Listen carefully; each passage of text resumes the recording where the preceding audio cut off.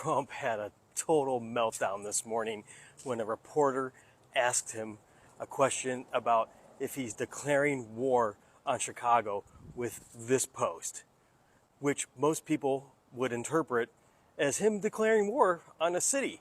I mean, how else would you interpret it? And this sent him in the full-on meltdown. Check it out. Are you trying to go to war with Chicago? Are you declaring war? How would you go? How would you go? Are you trying to go to war with Chicago? You say that, darling, that's fake news. Well, why leave the Department of Defense? Listen, be quiet, listen. You don't listen. You never listen. That's why you're second rate. We're not going to war. We're going to clean up our cities. We're going to clean them up so they don't kill 5 people every weekend. That's not war. That's common sense. How is your ready? Part of me wonders if it was a man who had asked this, would it have been a little different? Or is he just going to treat women this way? Anytime this man-child gets asked a hard question, he berates the reporter or puts them down or calls it fake news. And I mean, we've seen this play out dozens of times. But I don't think Trump got the message from the protests in Chicago yesterday. So Chicago, you guys might need to step it up a little more because he didn't get the message. Let me know what you think about this. Comment, like, share, spread the word, follow, subscribe, and I'll see you back here for the 411. So you're going to laugh at this. Look at this photo that I'm going to show you in a second of Donald Trump at the U.S. Open today. There he is, right there. Look at this. They wouldn't let anybody in because they were afraid he was going to get booed. And guess what? He got booed anyways by the few people that were there, and I'm sure it just echoed around and around. Nobody in New York likes you, Donald Trump. I don't even know why you wanted to go to this and cause all this ruckus, because you are not liked here because of the nasty things you said about us and also the fact that you just keep tanking the economy. So if you thought you were going to get some applause at the U.S. Open, whew, sadly mistaken. This name change is not just about renaming, it's about restoring. Words matter. So at your direction, Mr. President, the War Department is going to fight decisively, not endless conflicts. It's going to fight to win, not to lose. We're going to go on offense, not just on defense. Maximum lethality, not tepid legality. Violent effect, not politically correct. We're going to raise up warriors, not just defenders. Everything Pete Hegseth said is true. That's why I find it very concerning that the first public use of this new name change is directing violence against an American city. Now, MAGA, you guys can't sit there and say, oh, it doesn't really matter. Trump, he just said shit. Pete Hegseth just said, words fucking matter. You cannot weaponize the Department of Defense against an American city because they defend American citizens. But you can weaponize the Department of War against an American city because there's a war on wokeness. Can't use the Department of Defense against it. So you got to change the name. If you guys ever wonder how it happens, you're witnessing it. It's happening right in front of you. It's normalizing using the military against your political opposition. It's a slow turning of the dial. And at this point, you have to ask yourself if you're okay with it. I'm not. I'm not cool with that. But I'm a fucking patriot, so. Hey, hope you guys are having a good weekend. Tomorrow, Sunday, I'm going to be in Seattle at the Seattle Seahawks game, the opening game with me and my mother-in-law. You've probably seen her in my videos. She's had a lot of brain tumors. So if you see us, if you see me pushing her in the wheelchair, come say hi. That would mean a lot to her. Bring booze, because I need it. Breaking news. Bad news for Donald Trump. Good news for the Democrats. And good news for those that want the discharge petition in the House of Representatives to gain 218 signatures so that they may force Pam Bondi to release the Epstein files. What? Yes. As you may know, right now we have 216 signatures. There are 212 Democrats. There are 4 Republicans. Only 4. I'm going to name the 4 Republicans. We've got Thomas Massie. We have Marjorie Taylor Greene. We have Nancy Mace. And we have Lauren Boebert. And they are on the right side of this. Most of the things I don't agree with them on this, they're definitely on the right side. But we need 2 more. Are we going to get any more Republicans? I do not know. But the good news is this. On September the 9th, a couple of days away, and September the 23rd, a couple of weeks away, we're going to gain 2 additional Democrats. What? Yes, Virginia 11 is on September the 9th. That was previously held by Jerry Conley, and it is going to be, looks like going to be succeeded by James Walkinshaw. He's heavily favored to win in Virginia 11. And in on the September 23rd, Arizona 7, the former congressman was Raul Gijalva, and his daughter, it looks like Adelita Gijalva, is going to be the expected winner of that, which would give us 2 more Democrats that I'm confident would sign the discharge petition that would push us to 218. So the 4 Republican votes hold, along with the, or signatures, along with the rest of the 212 Democrats plus 2 more, that gives us 218. We'll be able to force this to the floor of the House of Representatives. Mike Johnson and Donald Trump will not be able to stop us. So that's the good news. Love to hear from my Democrats, my MAGAs, my crazies, my cuckoos, my brown daylight light bulbs. Seems like I'm the only one talking about this, but that's what looks like is going to happen. So there we have it. Brothers and sisters, don't get it twisted. What we're watching is not strength. It's desperation. Because a strong leader doesn't need to rename the Department of Defense the Department of War. A capable president does not need to send Texas National Guard into Illinois without the governor's consent. A wise administration doesn't need to turn soldiers and ICE on its own citizens. That's not leadership. That's incompetence dressed up as authority. See, when a government has no answers, it manufactures enemies. When it has no solutions, it creates chaos. And when it has no vision, it clings to fear. That's what you're seeing right now. A failed administration exposing itself in real time. But here's what they don't want you to realize. Your doubts are justified. Your anger you feel is righteous. The unease you carry is true. You're not imagining their failures. You are not exaggerating their lawlessness. What you are witnessing is confirmation. This administration is unfit, unconstitutional, and losing its grip on power. And here's the blessing in disguise. Every desperate stunt, every reckless order, every act of overreach, they are not signs of control. They are signs of collapse. And the people are waking up. The people are rising. And history has always proven that no tyrant, no oppressor, no false king can outlast the will of a free people. So hold your head high. Stand in your truth. See their desperation for what it is. Proof that their time is running out. And remember, our hope, our unity, our fight for justice will always outlive the weakness of this administration, because power built on lies cannot stand forever. But democracy, when the people rise to protect it, that will always endure.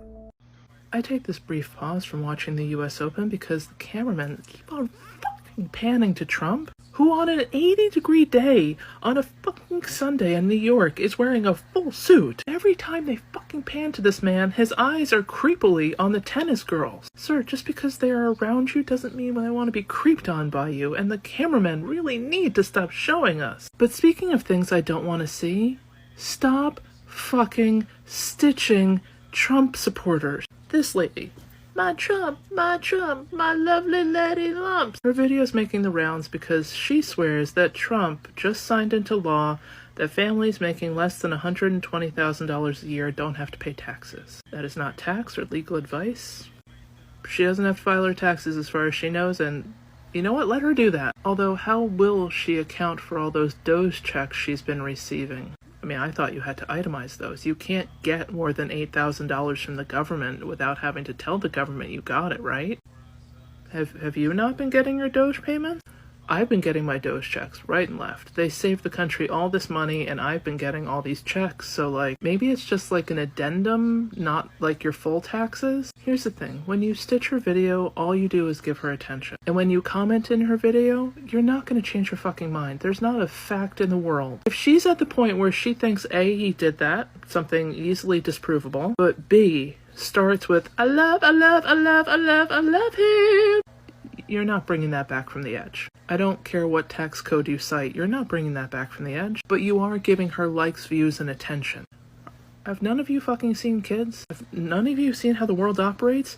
You give them attention, and they like it. They take it as a win that they're pissing you off. You can just take a screenshot. Or you can be like the woman who thinks that we don't have to pay taxes this year, who loves her Trump. That's more than enough for everybody to get the reference. No need to tag her. No need to stitch her. No need to show me fuck Trump during an event that I've been waiting all year to watch. I'm gonna go back and try to watch the match again. To the cameraman of the US Open. What did we ever do to you? What did we ever do? I was just scrolling through my For You page and I saw this video, and I think it's important to draw attention to this, especially as we move into a world where people are being kidnapped off the streets, thrown into vans, and never heard from again. Before I show you the clip and then explain what's happening, please, I just want to put on the record that I am safe, I am fine, I am absolutely sitting in my bed on a Sunday evening, chilling. There is no danger here. I'm just going to show you hand signals that you can then use in the future, and I can tell you what to do if you see these hand signals. This video was done as a social experiment, so these women also in the video are very safe, but watch what happens.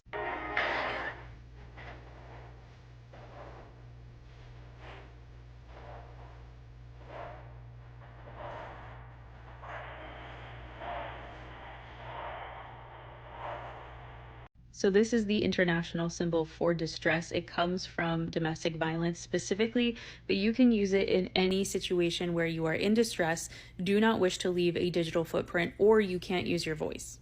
And all it is your hand, you tuck your thumb, you trap your thumb, and you pick your hand back up. So like that. What do you do if you see somebody doing this? It's very, very simple. And I think most women know this, but maybe not most men. If you see this happening from anyone, you need to walk up to them and act like you know them. If you're their age or about their age, act like you knew them from high school. Not everybody goes to college, but you could absolutely fake your way through an interaction where you're like, oh my gosh, I haven't seen you since, we were 18 or 16 or whatever it was. If there's an age gap, you're a lot older than the person in distress, walk up to them and be like, I think I know you. I think I remember when you were little. Who are your parents again? And that will give them an opportunity to give you information, by the way. But then you can pretend to have known them from when they were a kid or something like that. Plus, it opens the door for conversation where you can get information from them. You can also use this hand signal as you're talking in a video if you are ever in a situation where you are alone but you have access to technology and can ask for help that way. If you're the person responding, think on your feet, be creative. Women know that if they're in distress and they go up to another woman and pretend to know them, or vice versa, that they're in trouble and they need help. And we all interact this way if and when it's needed. So men, I need you to understand this too, especially as we have no idea what our world is about to look like as the next months kind of go by. Anyway, stay safe out there, share this with a friend, make sure everyone around you knows that this could save a life. The United States government is scheduled to shut down in just a few days. And Congress, the people responsible for stopping that, you guessed it, are like, meh. I think that's the exact scientific term for it. Meh. So what the hell is going on here? Well, I'm going to tell you, I'm going to give you the full breakdown in this video and explain why a few things that President Trump just recently did are throwing a wrench into this whole process. But before I do that, I want to thank my Paid Facts HQ subscribers for voting for this story as the bonus this week. If you want to vote on next week's bonus story and get access to a bunch of other perks, including a private live event that's coming up this week for only paid subscribers, make sure you follow these easy steps and you become a paid subscriber too. Okay, the first thing we need to do is talk about the timing. Tomorrow is September 8th. Both House and Senate will be in session. If nothing gets done by September 30th, the government will shut down. And so you're probably thinking, oh, Lisa, they've got 4 weeks to figure this out. What are you talking about? Now, you would be right if you were looking at this calendar, but you are looking at the wrong calendar. You have to look at the recess calendar for both the House and the Senate. And according to the recess calendar, both the House and Senate will be on recess this entire week of September 21st. But they usually leave on that Thursday night, and they are gone for that weekend too. Oh, and the House is scheduled to be off this Friday, September 12th, and that weekend. So taking all that into consideration, when you add up the available working days, there's only 10 of them to figure this out. And let me be clear, right now, there is no deal. We're not even in the ballpark of a deal. As I have reported for years, the reason why it feels like we always have to deal with these threats of a government shutdown is because Congress will not do its job. It is as simple as that. The one and only job that Congress has is to make sure the United States government is functioning. They have to do that by passing what are called appropriations bills, which are like funding bills that allocate money to all of the federal departments and agencies. And they have to pass 12 of those appropriations bills. And they have to pass all 12 by September 30th. every single year. This is not a surprise. It has literally been the exact same day every single year for 50 years. And if they don't pass all 12 by September 30th, the government shuts down. Except, it seems, in recent years, the policy of Congress has been to not pass those appropriations bills, forget about passing them on time, and instead, they kick the can down the road by passing what are called continuing resolutions, or CRs. CRs just keep the government functioning at status quo for a short period of time so Congress can get its act together and do its job and pass those appropriations bills. But every single time a CR is passed, it sets up a new government shutdown deadline. So you feel like this happens all the time because Congress continually passes multiple CRs every single year, giving us multiple government shutdown dates because they continually fail to do their most basic function. Now, traditionally, Republicans hate CRs. In fact, when Mike Johnson became the Speaker of the House, he unequivocally said there will be no more CRs, except he has passed several of them since he became Speaker in 2023. And we're probably going to get another CR in a few days too, because there is literally no way that Congress is going to be able to pass all of those appropriations bills in just 10 days. Not going to happen. Neither the Democrats nor the Republicans want to be blamed for shutting the government down. And since Republicans are in control of every single piece of this government, it is on them to come up with a deal with Democrats to keep the government open. Republicans cannot do this on their own. They cannot jam a CR through with only Republican votes because a continuing resolution must have at least 60 votes in the Senate to pass. Republicans do not have 60 senators, so that means they need to get 7 Democrat senators to also vote yes. And let me tell you something, my friends, after Democrats caved last time and got their asses handed to them by their own base, they are not going to do that again unless they get something out of this deal. Now, on top of that, Democrats are especially pissed off right now and not much in the negotiating mood because recently President Trump has jammed through a rescissions package and is threatening to send over another one. Remember all the funding that was cut for NPR and PBS and USAID? That happened because Republicans jammed through Trump's rescissions package. Yeah, Democrats are like, why are we negotiating any of these funding bills with Republicans and voting yes on these CRs or appropriations bills if Trump is just going to come in down the road and take all the programs away that we like and the programs that our constituents like? Yeah, not going to happen. So what do these Democrats want? Well, in order to get them to the table to avoid a government shutdown, Democrats have for months floated these grandiose ideas saying they want Republicans to agree to some kind of check on President Trump's power, or they want funding restored to those programs that Trump cut in the rescissions package. Those are pipe dreams. But there may be 2 options here. Option 1, which is called a clean CR. That means literally keep everything as it is, do not touch anything, and keep the government open until a certain date. No changes.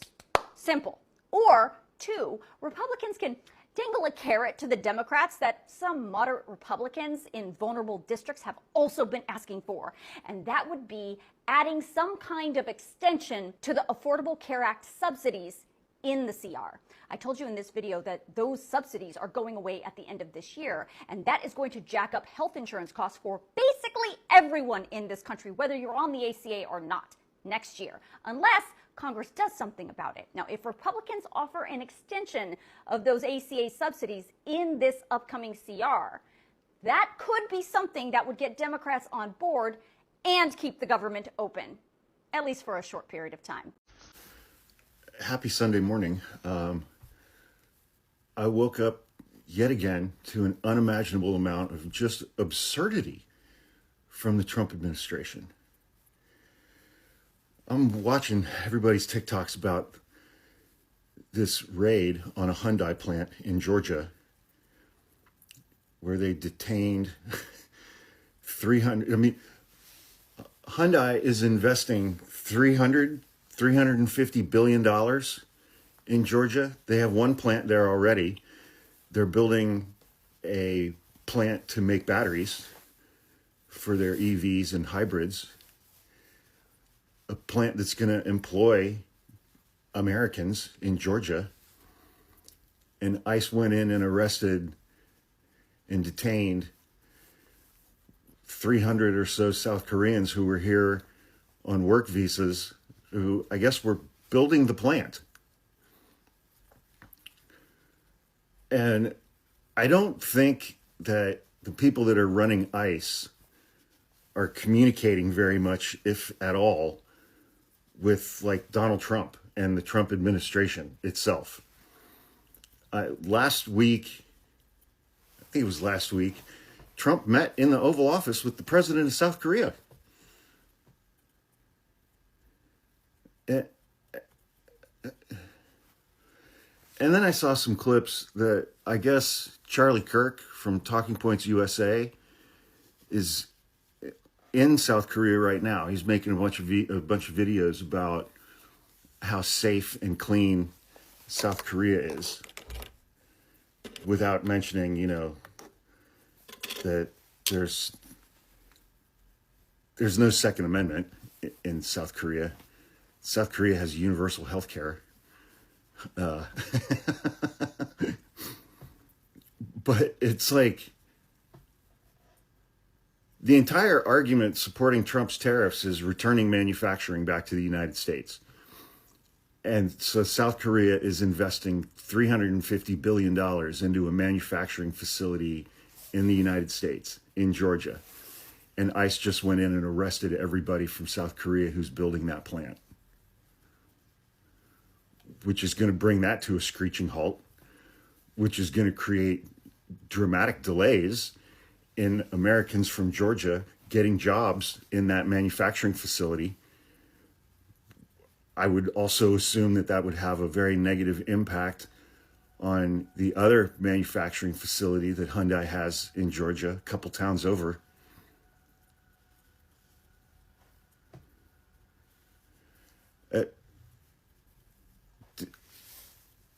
Do the people at ICE have any idea what they're doing? Do they have any concept of how this like fits into the broader scheme of things? They just arrested everybody who's building the plant.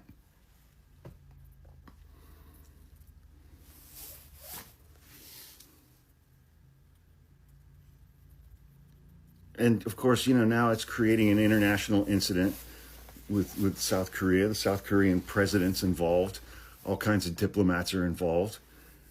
They're sending a plane over here. From what I saw on TikTok this morning, they're sending a plane over here to pick up these 300 workers that were detained by ICE so that they don't get sent to Alligator Alcatraz for 6 months.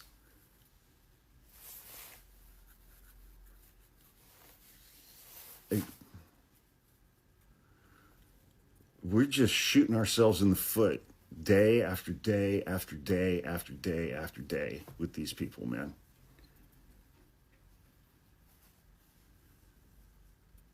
You know, and it's like in Charlie Kirk over in South Korea. I mean, South Korea is one of the most heavily surveilled countries in the planet, on the planet. There are cameras literally everywhere, watching everything that everybody does all the time. That sounds fun.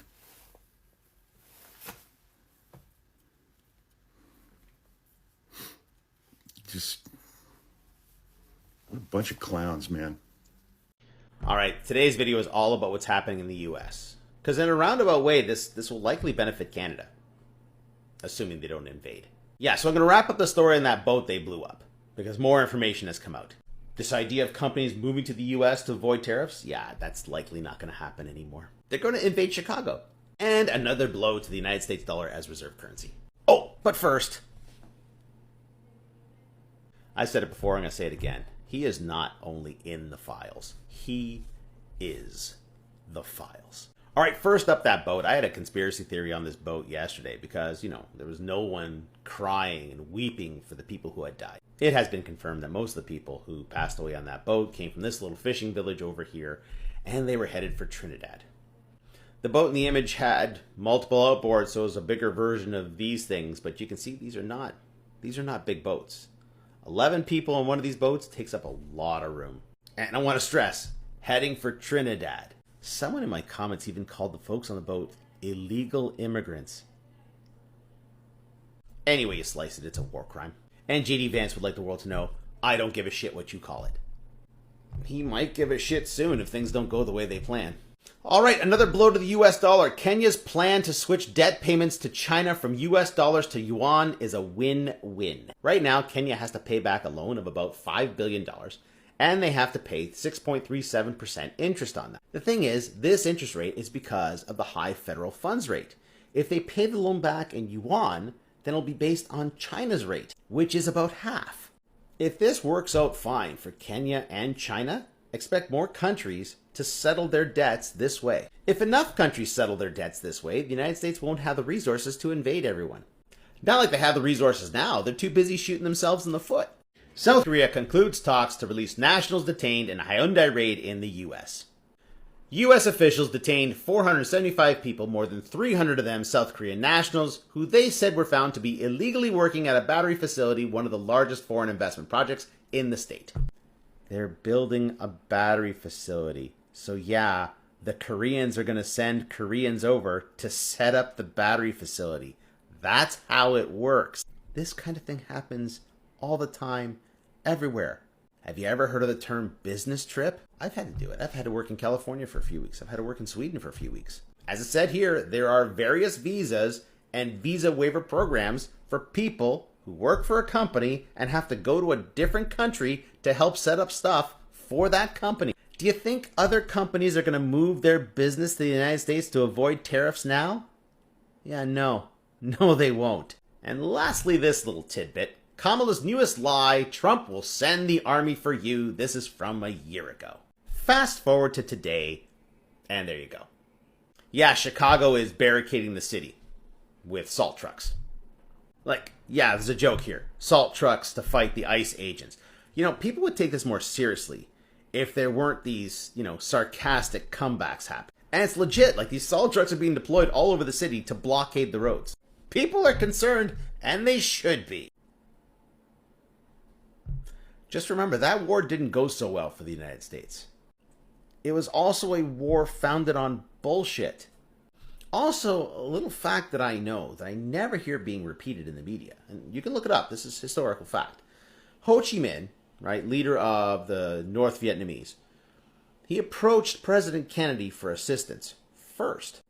South Vietnam was a dictatorship, and he's like, you know what, why don't you help us out? We can take out this dictator, and we can be friends. Kennedy said no because Ho Chi Minh was a communist. If Kennedy had had more foresight, the entire Vietnam conflict would never have happened. But that's the problem with the United States. They don't have the foresight. They don't think about what's going to happen after the fact. They don't really consider the knock-on effect of their actions, or the self-harm that comes from them being difficult to work with. I find it ironic that the administration is using the Vietnam War as a reference here, because the Vietnam War ended in embarrassment for the United States. And I